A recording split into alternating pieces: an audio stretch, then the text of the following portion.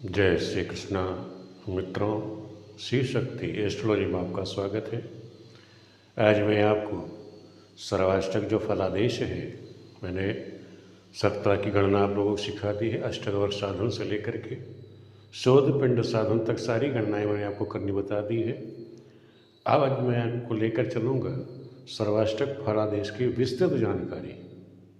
अभी तक हमने जो आप लोगों को बीच बीच में वीडियो बनाते समय जो ज्ञान दिया था वो प्रारंभिक ज्ञान था, क्योंकि प्रारंभिक ज्ञान भी होना अनिवार्य है कि आपने कुंडली तो बना ली हर एक की, उसको देखोगे कैसे, तो इसलिए प्रारंभिक ज्ञान मैं आपको देता आया हूँ साथ साथ वीडियो के। अब मैं जो आपको ज्ञान देने जा रहा हूँ वो दूंगा कि उसकी विस्तृत जानकारी आपको होनी चाहिए। अब सर्वाष्टक कुंडली आपके सामने आ गई, तो सर्वाष्टक फलादेश आप करेंगे कैसे, उसे आप देखेंगे कैसे, किस बिंदु पे उसको क्या फल प्राप्त हो रहा है। अगर 14 बिंदु प्राप्त हैं, कहीं 18 बिंदु प्राप्त है, कहीं 20 है, कहीं 30 है, उसका फल क्या होगा आपके जीवन में, ये हमको विस्तृत जानकारी पता होनी चाहिए।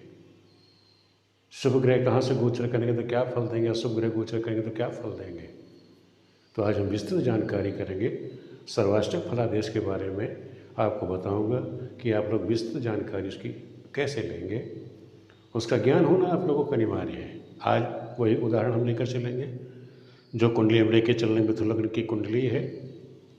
चार्ट मैंने आपको बताया था सर्वाष्टक चार्ट। सर्वाष्टक चार्ट में जो सभी ग्रहों ने, सूर्य चंद्र मंगल बुध गुरु शुक्र शनि, सभी ग्रहों ने जो बिंदु दिए थे, उस बिंदुओं का जहाँ योग था वो योग इस तरह थे, इसी तरह कि राशि सर्वाष्टक वर्ग फलादेश में इसी तरह राशियाँ लिखी होंगी, मेष वृक मिथुन कर्क सिंह कन्या तुला वृश्चिक धनु मकर कुंभ मीन, और योग लिखा था।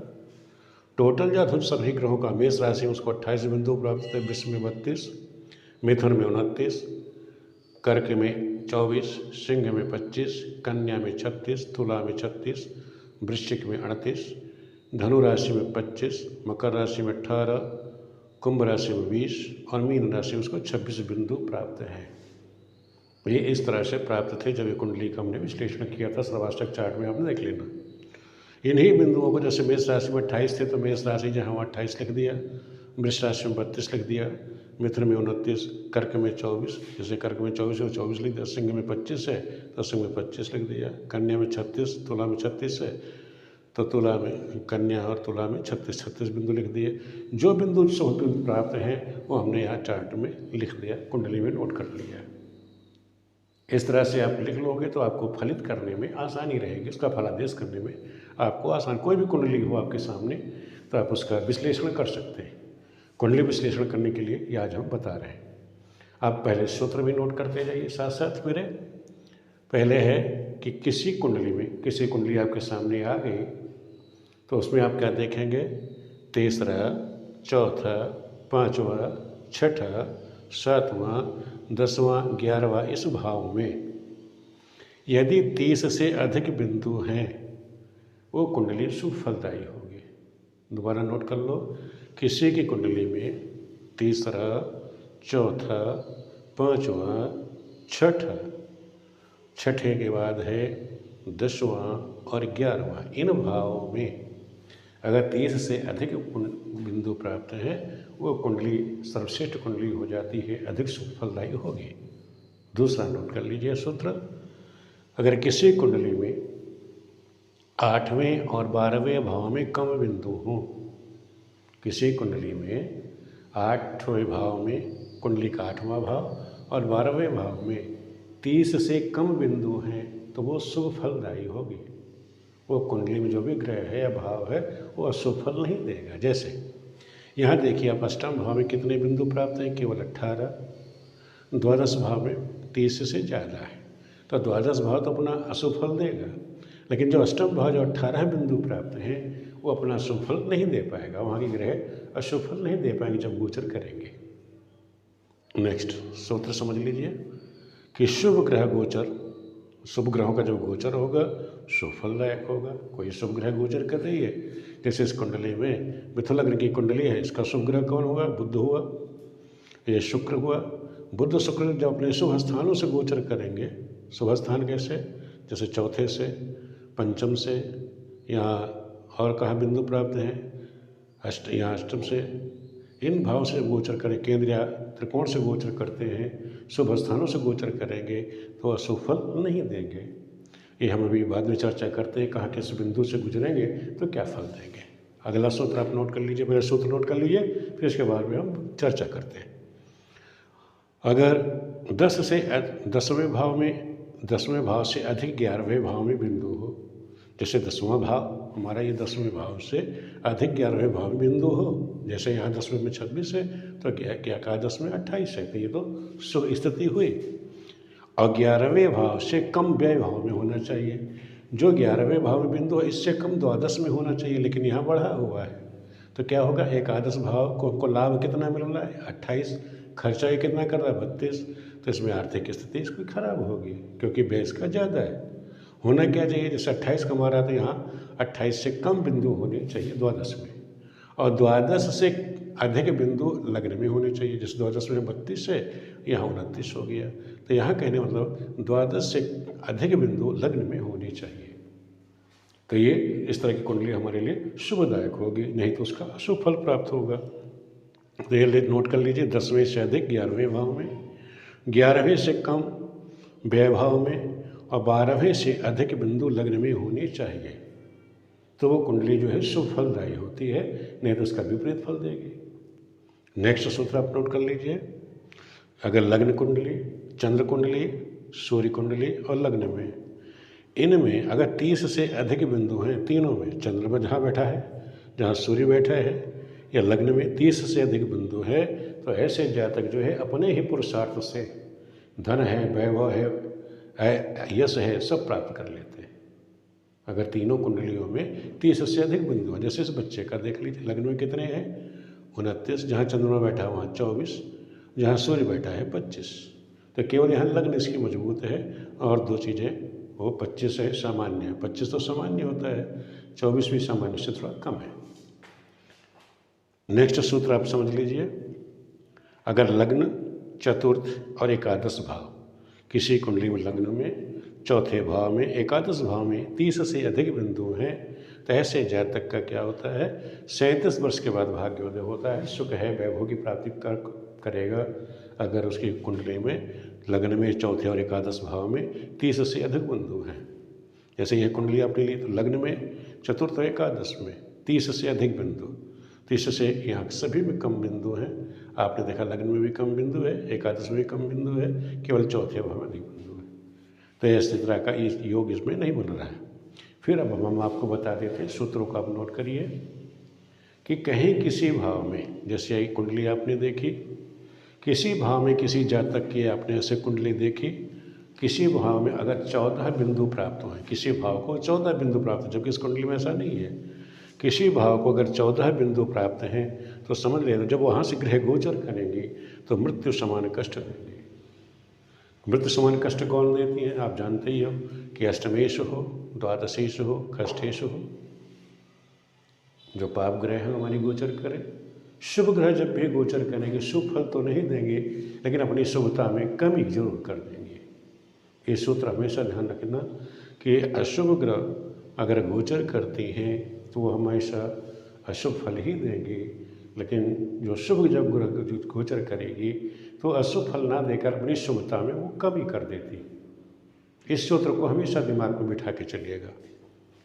और जहाँ पे 15 पॉइंट प्राप्त हैं, माना किसी कुंडली आपने देखी, किसी भाव में उसको 15 बिंदु प्राप्त हैं तो कष्टदायी होगा, 16 बिंदु प्राप्त तो शारीरिक कष्ट होगा, रोग भय रहेगा, 17 बिंदु है तो दुखदायक होगा, 18 बिंदु है तो आर्थिक हानि होगी, 19 बिंदु से तो बंधुओं से क्लेश रहेगा, 30 बिंदु कहीं प्राप्त हैं वहाँ से ग्रह गोचर करेंगे, अव्यय होगा, खर्च बढ़ेगा, 21 बिंदु कहीं प्राप्त हैं तो रोग का भय रहेगा, 22 बिंदु से मत भ्रम रहेगा, 23 बिंदु से धन की हानि होगी, 24 बिंदु से आकस्मिक व्यय बढ़ेगा, 25 बिंदु प्राप्त हैं कहीं तो सामान्य स्थिति रहेगी, सुख दुख दोनों, हानि लाभ दोनों रहेंगे, 26 बिंदु प्राप्त हैं घर में क्लेश रहेगा, 27 बिंदु है तो सम स्थिति है, हानि लाभ हानि दोनों ही प्राप्त होंगे, वहाँ भी सम स्थिति रहेगी। 28 बिंदु प्राप्त हैं, धन के बाद दुख प्राप्त होता है, संघर्ष करना पड़ता है।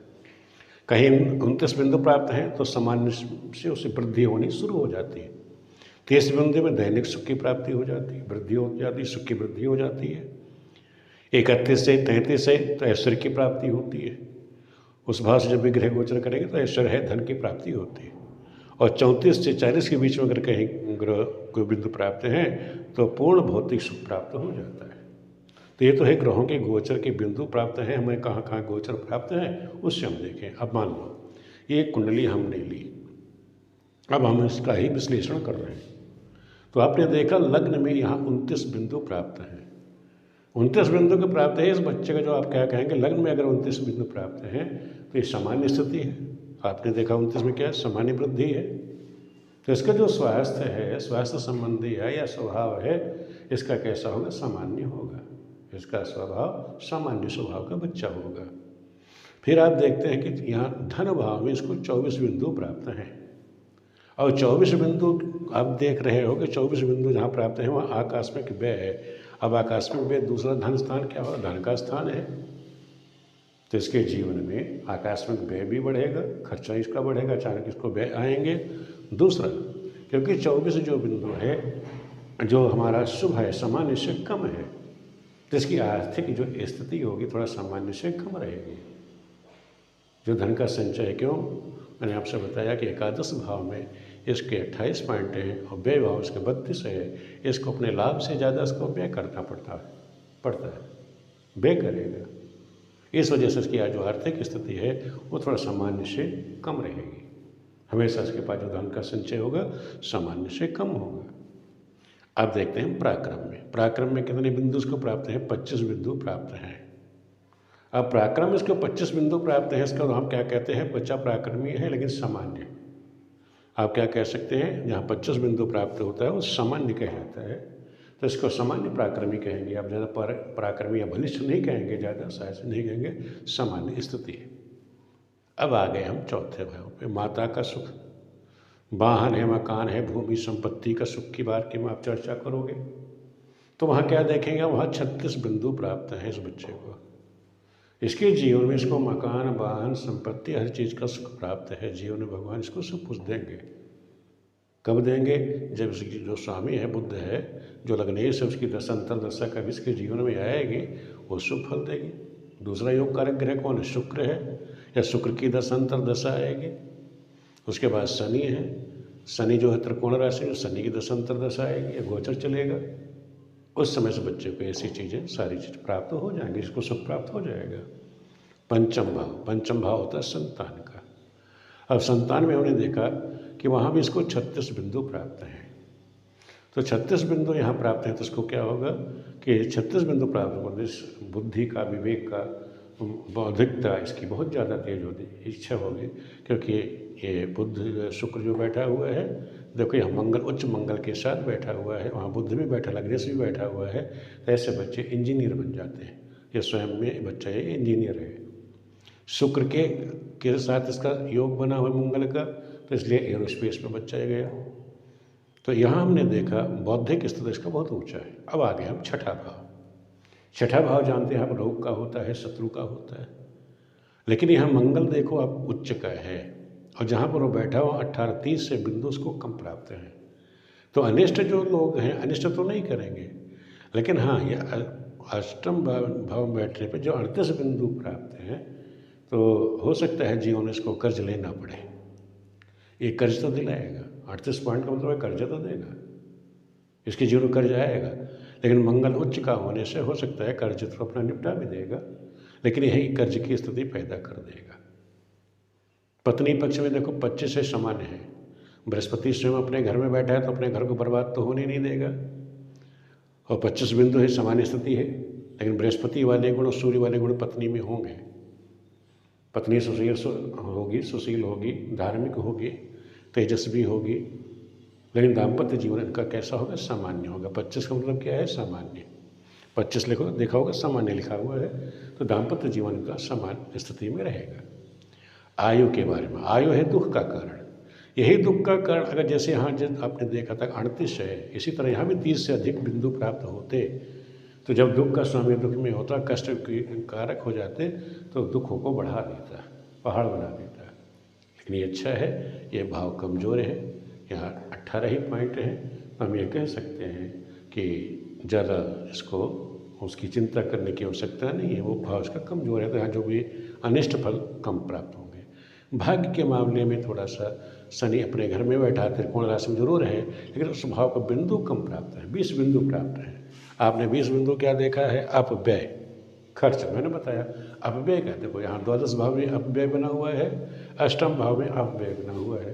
तो कहने मतलब इसलिए जीवन में अगर इसको दुख का जो सामना पड़ता है वो खर्च के कारण, इसको दुख किस कारण मिलेगा? अपव्यय के कारण, खर्च अधिक करने के कारण इसको जीवन में जो परेशानी आएगी उसके कारण होगा। दसम भाव में देखो 26 है। 26 का मतलब हो गया सामान्य से वृद्धि हो की ओर बढ़ रहा है। तो कर्म क्षेत्र तो इसका ठीक है, अपने जो सामान्य की स्थिति से आगे बढ़ेगा, कर्म को अपने बढ़ाता रहेगा। लाभ भी कर्म के अनुसार लाभ भी इसको मिल रहा है, लेकिन एक ही समस्या है, यहाँ व्यय इसका अधिक है।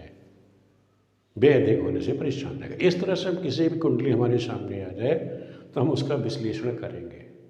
आपको अब पता हो गया कि ये बिंदु हमारे पास हैं, एक 14 से लेकर के हर बिंदु में हमें क्या फल प्राप्त होगा और उसका हम कैसे फलित करेंगे, ये मैंने आपको बता दिया कि हमारे सामने अगर कुंडली है तो हम उसका विश्लेषण कैसे करें। द्वादश भाव है तो आप चाहे उसके स्वभाव के बारे में हो, धन का है, पराक्रम का है, तो उसके बारे में हम चर्चा कर सकते हैं। दूसरा, हम ये भी बात कर सकते हैं क्या इस बच्चे को अपने से किसी के बारे में आपको चर्चा करनी। जैसे यहाँ पे आपने देखा कि 36 बिंदु प्राप्त हैं, तो 36 बिंदु प्राप्त है तो माता का पूर्ण सहयोग मिल रहा है, सुख प्राप्त हो रहा है, मकान वाहन का सुख प्राप्त हो रहा है, संतान का पूर्ण सुख प्राप्त हो रहा है, पत्नी का सामान्य सुख प्राप्त हो रहा है, पिता का भी सामान्य सुख प्राप्त हो रहा है। तो ये सारी स्थितियाँ इस तरह से हम कह सकते हैं, जिस बिंदु हमारे ज़्यादा प्राप्त हैं उससे संबंध, जहाँ बिंदु इसको ज़्यादा प्राप्त हैं, जब यहाँ से ग्रह गोचर करेंगे, कौन शुभ ग्रह जब भी गोचर करेंगे शुभ फल देकर जाएंगे, अशुभ ग्रह गोचर करेंगे कम बिंदुओं से तो अशुभ फल देंगे। कहाँ से? अब एक चीज़ आप समझ लो कि यहाँ पे कम बिंदु कहाँ है? केवल भाग्य में।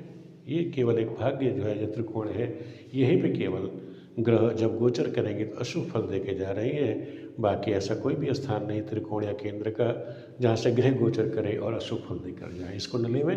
तो इस तरह से हम कुंडली का विश्लेषण करेंगे। हमारे सामने किसी भी कुंडली आ जाए उसका हमें फलादेश करना, इस तरह से हम विश्लेषण करना आना चाहिए। अब भी आप लोगों को कहीं किसी प्रकार की कोई दिक्कत है, त्रुटि है, तो मुझे बता देना, मैं समझा दूंगा। और इससे पहले मैं आपको बता ही चुका हूँ कि भाग्योदय किस दिशा में होगा, उसकी वीडियो बना चुका हूँ कि आप लोग कैसे गणना करेंगे, किस दिशा में होगा, उसके लिए मैंने आपको सिखाई दिया था। ये हमारा जैसे पूर्व दिशा है, पश्चिम है, ये दक्षिण है, उत्तर है। मैंने बताया था अगर पूर्व दिशा में देखोगे तो इन तीनों का योग कर लेना, इन तीनों का योग करोगे तो उत्तर दिशा निकल जाएगी, इन तीनों का योग करोगे तो ये आपकी पश्चिम दिशा है, इन तीनों का योग कर लेंगे तो ये दक्षिण दिशा में आप बता सकते हो। तीनों का योग करके जिसमें सबसे ज़्यादा बिंदु प्राप्त हो उस दिशा में उसका भाग्योदय होगा। ये भी आप कह सकते हो कि जैसे इस बच्चे को सबसे ज़्यादा अधिक बिंदु पर कहाँ प्राप्त हुए, 38 है। 38 कहाँ प्राप्त हुए? ये पश्चिम और उत्तर दिशा है। अगर ये बच्चा अपने जन्मभूमि से पश्चिम उत्तर दिशा में जाता है तो इसका ज़्यादा भाग्योदय होगा। उत्तर दिशा में जाता है तब भी कामयाब हो जाएगा। और आप उसके बाद इस तरह से आप नॉर्मल देख सकते हैं, लेकिन गणना के द्वारा आप देखोगे तो वो सबसे अच्छा रहेगा, वो आपका सटीक होगा। किस अवस्था में इसको सुख प्राप्त होगा उसके लिए भी मैंने आपसे बताया था कि लग्न, द्वितीय, तृतीय, चौथा, ये चारों को जोड़ लेना तो ये आपकी बाल्यावस्था हो जाएगी। पंचम, छठे, सातवां, आठवां भाव, इनके सारे बिंदु आप जोड़ लोगे, ये युवावस्था है। और नवम, दशम, एकादश, द्वादश, इन भाव को आप जोड़ लोगे, ये वृद्धावस्था है। तो जब आप योग कर लोगे उसमें आप ये देखेंगे कि किस अवस्था में सबसे ज़्यादा बिंदु प्राप्त है, तो उस अवस्था में इसको सबसे ज़्यादा सुख प्राप्त होगा। इस तरह से मैंने आपको बता दिया दिशा का, अवस्था का भी, और किस भाव में कितने बिंदु होने चाहिए तो क्या फल प्राप्त होगा। इस तरह से आपके पास सर्वाष्टक कुंडली संबंधित आपको किसी प्रकार की हिचक नहीं होनी चाहिए। आपके सामने कुंडली आ जाए तो फटाफटा बोलते चले जाएं। इससे आप जो बोलोगे तो सामने वाले का भी कॉन्फिडेंस बढ़ेगा, आपका कॉन्फिडेंस बढ़ेगा कि हम जो फलित कर रहे हैं वो सही कर रहे हैं। आपको, आप सभी मित्रों को वीडियो देखने के लिए बहुत बहुत धन्यवाद।